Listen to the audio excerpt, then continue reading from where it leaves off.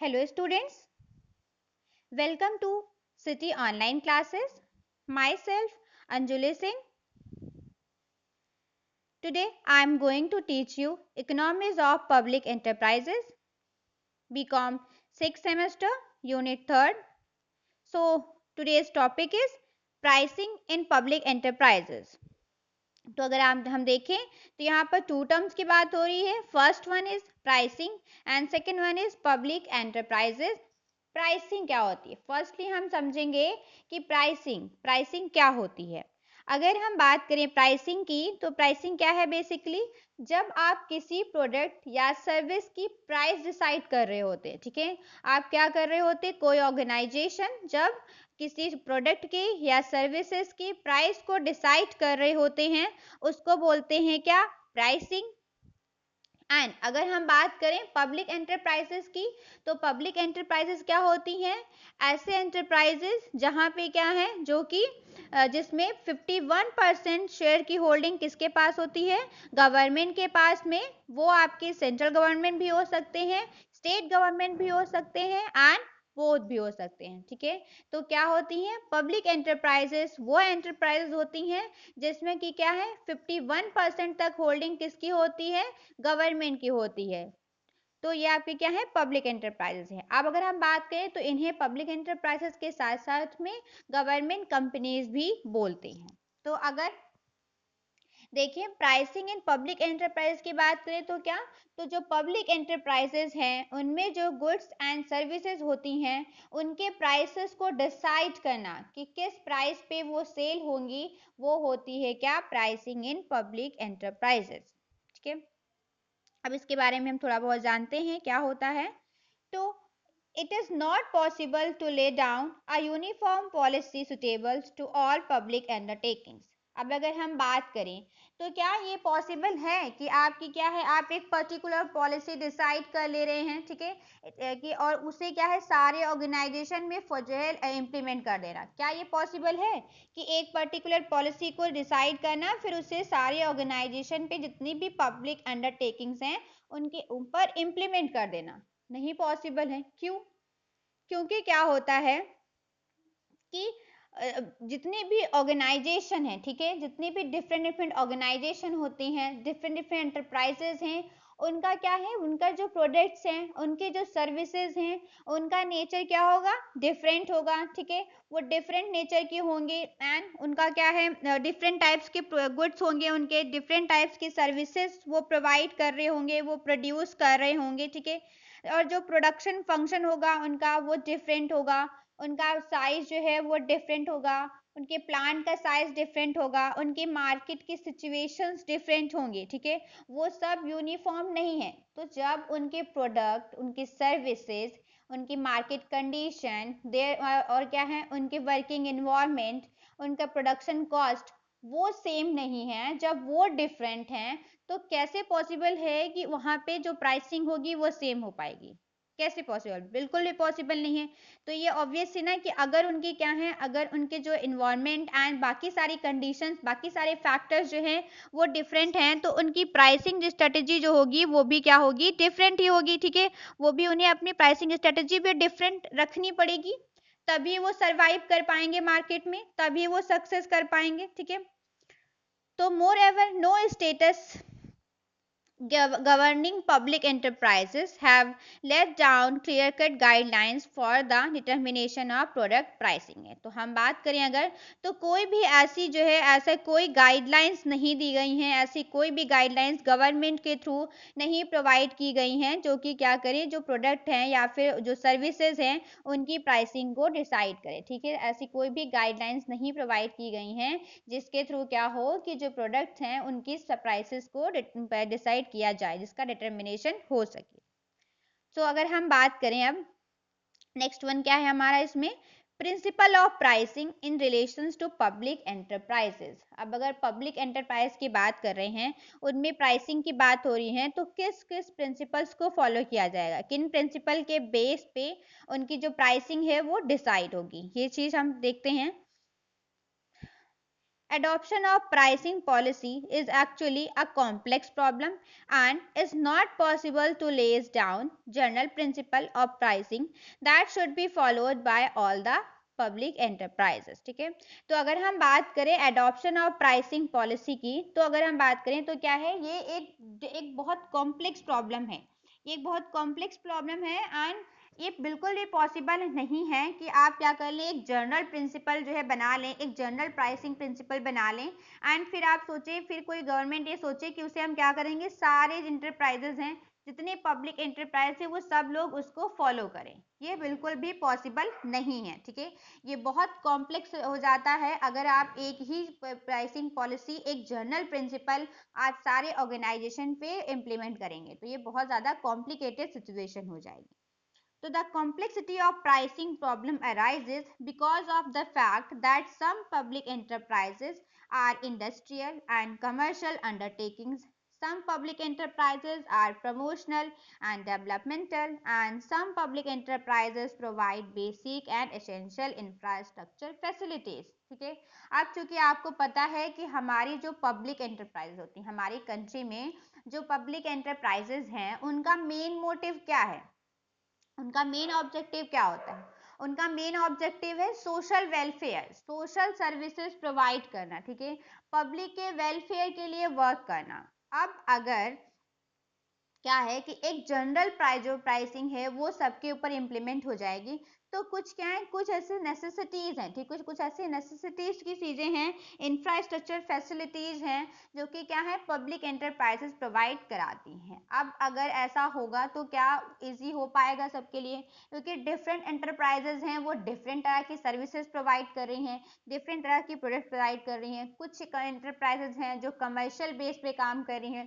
कुछ हैं जिनका सिर्फ और सिर्फ प्रमोशनल वर्क है. ठीक है, कुछ हैं जो पब्लिक वेलफेयर के वर्क लिए वर्क कर रही हैं. तो अगर हम सबके लिए जनरल प्राइसिंग प्रिंसिपल ले आएंगे ना, तो इनके लिए क्या हो जाएगा, बहुत डिफिकल्टी हो जाएगी इनके लिए काम करना, इनका वर्क करना बहुत डिफिकल्ट हो जाएगा. तो ये पॉसिबल नहीं है कि आप सेम प्रिंसिपल हर एक ऑर्गेनाइजेशन पे फॉलो करें. It is not possible. जैसे आपका क्या है, कॉम्पिटिटिव इन्वायरमेंट है, domestic and international, it is to be taken into account in the case of goods produced by some public enterprises. There is also to be considered the need for financial resources for investment purpose in a developing country like India. ठीक है, अब आपको क्या होता है, आपके यहाँ आपकी जो कंट्री है वो क्या है, एक डेवलपिंग कंट्री है. तो आप जब क्या है, इंटरनेशनल लेवल पे भी आप बिजनेस करने के लिए, क्योंकि अभी हमारी कंट्री क्या है, ग्रो कर रही है. ठीक है, हमारी इकोनॉमी ग्रो हो कर रही है, तो क्या है, यहाँ पे जो लोग हैं वो इंटरनेशनल लेवल पे भी बिजनेस कर रहे होते हैं. ठीक है, इंटरनेशनल लेवल पे आप हमारा बिजनेस स्टार्ट होने लगा है, तो आप कोई भी प्राइस डिसाइड करेंगे तो वो उसको भी ध्यान में रखेंगे, जो आपका इंटरनेशनल मार्केट है ना उनको भी ध्यान में रखेंगे. एंड फिर आपको अपने फाइनेंशियल रिसोर्सेज भी चेक करने हैं कि आपके पास कौन से फाइनेंशियल रिसोर्सेज अवेलेबल हैं जिनके थ्रू आप क्या कर पाएंगे, अपना बिजनेस कर पाएंगे, जो कि आपके बिजनेस में हेल्पफुल होती है. तो ये बेसिकली अगर हम देखें तो बहुत सारे इन्वायरमेंट कंडीशन है आपकी, कुछ इकोनॉमिक इन्वायरमेंट है आपकी, कुछ डिफरेंट आपके जो जिस इन्वायरमेंट जिसमें जो बिजनेस एनवायरनमेंट होते हैं ना, जिसमें आप काम कर रहे हो, जिसमें एक ऑर्गेनाइजेशन जो है वो एग्जिस्ट कर रही होती है, वो सब क्या है, वो सब एक डिटरमाइनिंग फैक्टर होते हैं जिनके अकॉर्डिंग क्या है, प्राइस डिसाइड होती है. From all this consideration, it should follow that there cannot be just a single principle of guiding of pricing that can be prescribed for or that should be followed by all public enterprises. तो ये सब अगर जो ऊपर हम लोगों ने कुछ फैक्टर्स पढ़े, कुछ पॉइंट्स पढ़े, उस पे उसका अगर हम उसके अकॉर्डिंग देखें तो ऐसा कोई सिंगल प्रिंसिपल नहीं है या सिंगल गाइडिंग प्रिंसिपल नहीं है जिसको हम फॉलो करते हुए कह सकें कि आप जिसको आप सारे के सारे पब्लिक एंटरप्राइजेस पे इम्प्लीमेंट कर सकें. ठीक है, तो ऐसा कोई भी सिंगल जो है फैक्टर नहीं है या फिर ऐसा कोई भी सिंगल प्रिंसिपल नहीं होगा जिसे आप सारे एंटरप्राइजेस पे एप्लीकेबल कर सकें. Some of the important principle of pricing in the case of public enterprises. अब आपके क्या है, कई सारे ऐसे जो है प्रिंसिपल्स हैं जो बताए गए हैं, जो डिफरेंट डिफरेंट प्रिंसिपल्स हैं. ठीक है, and different different market, different different enterprises के अकॉर्डिंग वो सुटेबल होते हैं. जिसमें फर्स्ट प्रिंसिपल को हम लोग डिस्कस करने वाले हैं आज की क्लास में, आज की लेक्चर में. तो फर्स्ट प्रिंसिपल आपका क्या है, मार्जिनल कॉस्ट बेसिस, ठीक है। फर्स्ट वन आपका क्या है, मार्जिनल कॉस्ट बेसिस। तो देखते हैं हम लोग क्या होता है marginal cost basis. Marginal cost is the cost of producing an additional unit of a product, ठीक है। marginal cost क्या होती है, marginal cost वो cost होती है जब आप क्या कर रहे हो, तो एक extra unit, ठीक है। जब आप extra unit produce कर रहे होते हो ना, तो उस particular extra unit को produce करने में आप जो भी extra expense आपका होता है, जो एक extra expense आता है उसको क्या बोलते हैं, marginal cost बोलते हैं, ठीक है। तो क्या है मार्जिनल कॉस्ट की बात करें तो क्या है, मार्जिनल कॉस्ट वो कॉस्ट है जो आपके एक एक्स्ट्रा यूनिट को प्रोड्यूस करने से इनकर होती है, उसको हम लोग क्या बोलते हैं, मार्जिनल कॉस्ट।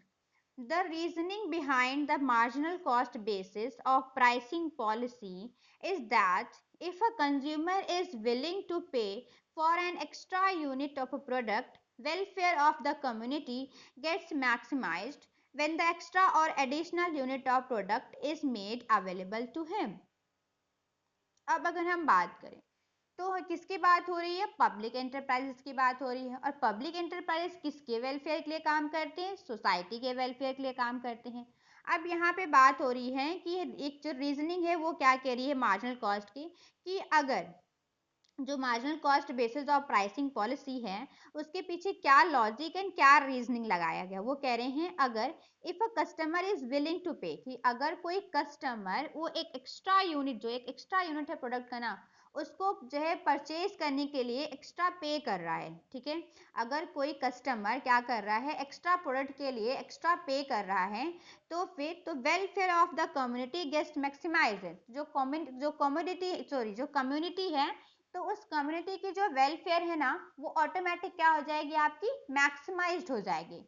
अल्टीमेटली कैसे कैसे मैक्सिमाइज हो जाएगी, तो देखिए जब क्या होगा कि क्या है, जो हमारी जो पब्लिक एंटरप्राइजेस है वो किसके वेलफेयर के लिए काम करती हैं, पीपल्स के, सोसाइटी के वेलफेयर के लिए काम कर रही होती हैं, ठीक है।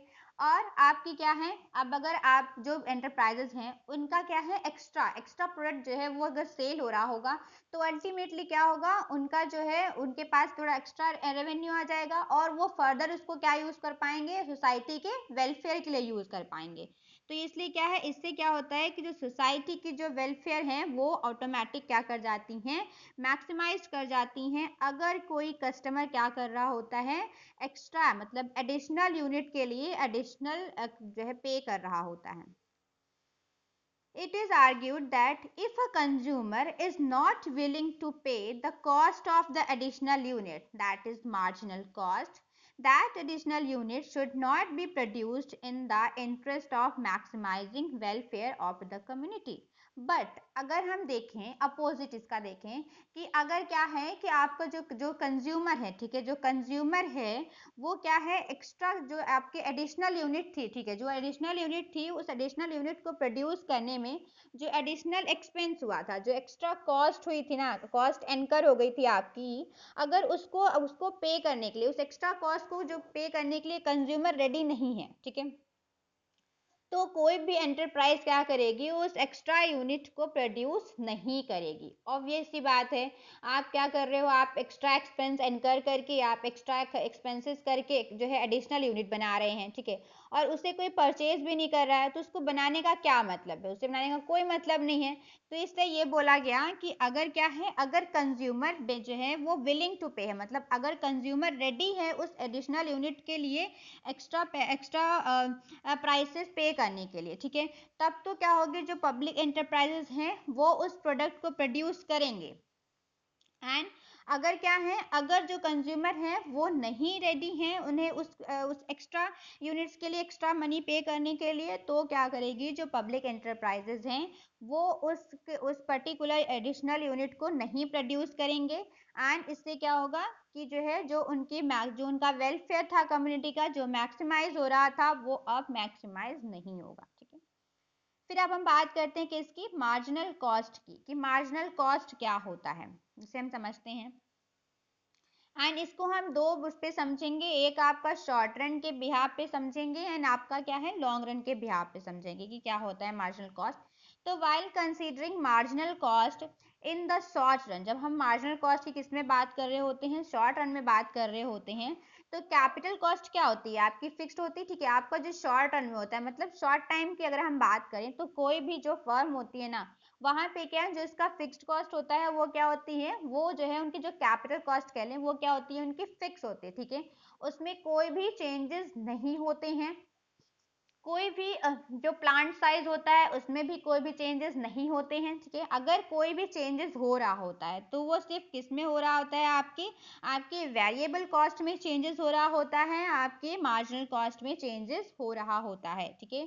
तो अगर हम बात करें तो इसमें बोल रहे हैं कि शॉर्ट रन में क्या है कि आपकी जो कैपिटल कॉस्ट होती है वो फिक्स्ड होती है, and only variable cost is taken into consideration, therefore called short run marginal cost, ठीक है। तो अगर हम बात करें आपके शॉर्ट रन में, तो शॉर्ट रन में आपकी जो कैपिटल कॉस्ट होती है वो फिक्स्ड होती है, सिर्फ आपकी जो वेरिएबल कॉस्ट है, वेरिएबल मीन्स वेरिएबल कॉस्ट कौन सी कॉस्ट होती है, वो कॉस्ट जो वेरी कर रही होती है, ठीक है, जो प्रोडक्ट वाइज टाइम वाइज क्या कर रही होती है, वेरी कर रही होती हैं, वो टेकन के वो है उन्हें कंसीडर किया जाता है, इसलिए इसको क्या बोलते हैं, शॉर्ट टर्म मार्जिनल कॉस्ट भी बोलते हैं।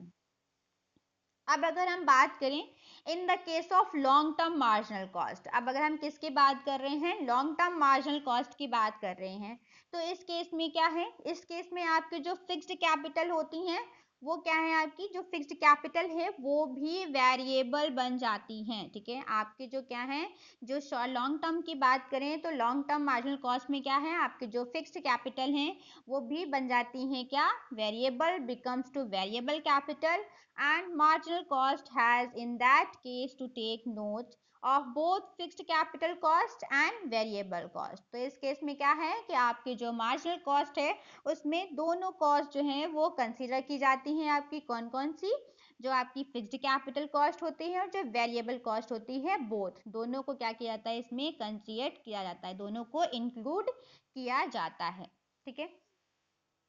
अब हम बात करते हैं कि ये जो आपका मार्जिनल कॉस्ट प्राइसिंग थी ना, इसकी लिमिटेशंस क्या हैं, लिमिटेशंस क्या है मार्जिनल कॉस्ट प्राइसिंग की, कि अगर कोई भी जो एंटरप्राइजेज हैं वो मार्जिनल कॉस्ट प्राइसिंग को फॉलो कर रहे होते हैं तो उन्हें क्या डिफिकल्टीज या क्या लिमिटेशंस हैं जो है देखनी पड़ती हैं। तो फर्स्ट हम अगर इसमें हम देखें तो marginal cost pricing method is subject to a number of limitation, they are marginal cost pricing method की बात करें तो इसमें कई सारे limitations होते हैं, और वो कौन कौन से हैं,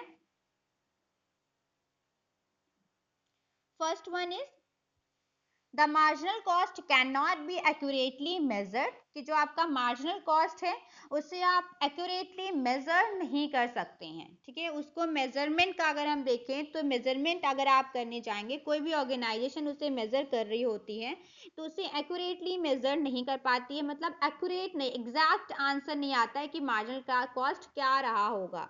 there are several difficulties in measuring the marginal cost which make the measurement of cost arbitrary, especially where in an industry produces number of items। जब क्या होता है कि कोई कंपनी, कोई इंडस्ट्री बहुत सारे आइटम्स को क्या कर रही होती है, प्रोड्यूस कर रही होती है, ठीक है। जब वहां पे क्या है, नंबर ऑफ आइटम्स मतलब बहुत ज्यादा प्रोड्यूस्ड हो रहे होते हैं, उस केस में क्या है कि जो मार्जिनल कॉस्ट है उसका जो मेजर करना वो थोड़ा सा डिफिकल्ट हो जाता है।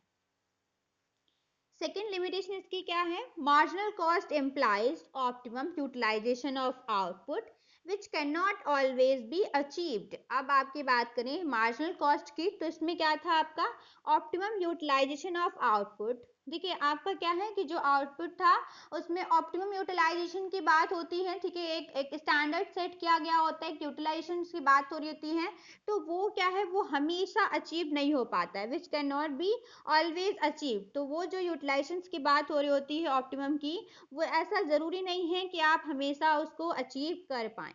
Marginal cost would be high at points when capacity is exhausted. अब आपकी क्या होती है, उस केस में आपकी मार्जिनल कॉस्ट क्या है, हाई होती है, जब आप क्या है अपने जो ऑर्गेनाइजेशन है, ऑर्गेनाइजेशन की पूरी कैपेसिटी को आप यूज कर रहे होते हैं।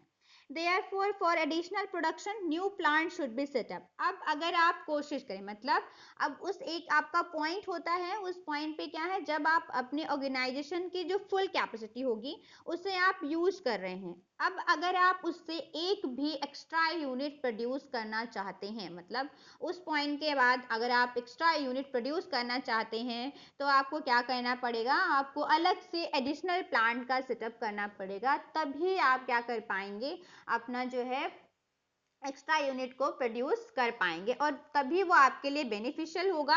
अदरवाइज अगर आप एक मैक्सिमम पॉइंट के बाद में एडिशनल यूनिट्स को जो है अगर प्रोड्यूस करते हैं तो वो आपके लिए क्या है, बेनिफिशियल नहीं होता है, वहां पे आपकी कॉस्ट जो है वो एक्स्ट्रा होने लग जाती है। थर्ड आपका देखें तो when production is subject to a law of decreasing cost and the marginal cost pricing is adopted, the total revenue created will be a less than the total cost. It will result in a loss and this deficit should be made good by drawing the government funds further. This would finally result in additional taxation है, ठीक। Fourth आपका है, in addition, in India, especially at early stages of industrial development, the marginal cost in the short term period is bound to be different from the long run cost है। अगर हम India की बात करें तो कोई भी इंडस्ट्रियल डेवलपमेंट जब होता है तो उसकी जो अर्ली स्टेजेस होती हैं वहां पे क्या है कि जो आपकी मार्जिनल कॉस्ट है शॉर्ट रन में क्या होती है एंड लॉन्ग रन में देखें तो क्या होती है, बोथ आर डिफरेंट होती हैं।